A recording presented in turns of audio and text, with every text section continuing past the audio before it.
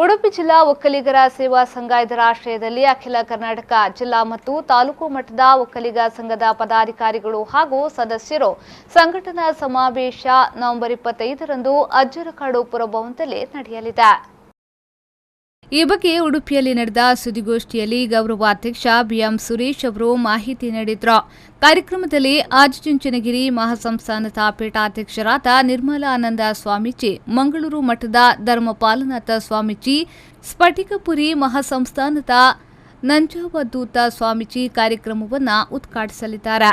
ಉಡುಪಿ ಜಿಲ್ಲಾ ಒಕ್ಕಲಿಗರ ಸಂಘದ ಅಧ್ಯಕ್ಷ ಸಿದ್ದರಾಜು ಸಮಾರಂಭದ ಅಧ್ಯಕ್ಷತೆ ವಹಿಸಲಿದ್ದು, ಸಮಾರಂಭದಲ್ಲಿ ಶಾಸಕರಾದ ರಘುಪತಿ ಭಟ್, ಸಂಸದೆ ಶೋಭಾ ಕರಂದ್ಲಾಜೆ ಮುಂತಾದವರು ಭಾಗವಹಿಸಲಿದ್ದಾರೆ ಎಂದು ಮಾಹಿತಿ ನೀಡಿದರು.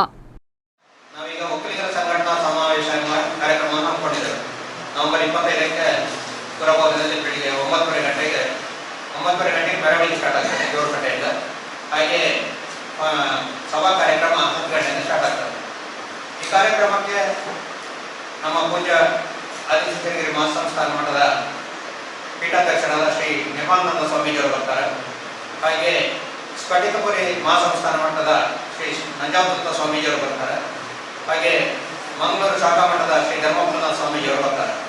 ಹಾಗೆ ಮುಖ್ಯ ಅತಿಥಿಗಳಾಗಿ ಮಾನ್ಯ ಶಾಸಕರು ರಘುಪತಿ ಭಟ್ರಿದ್ದಾರೆ. ಹಾಗೆ ನಿಮಗೆ ಪ್ರಶ್ನೆ ಕೊಟ್ಟಿದ್ದೇವೆ ನಾವು ಆಲ್ರೆಡಿ, ಅದರಲ್ಲಿದೆ ಎಂಪಿ ಅವರು ಬರ್ತಾರೆ. ಪಲ್ಲವಿ ಸಂತೋಷ್, ವಿ4 ನ್ಯೂಸ್ 24/7 ಉಡುಪಿ.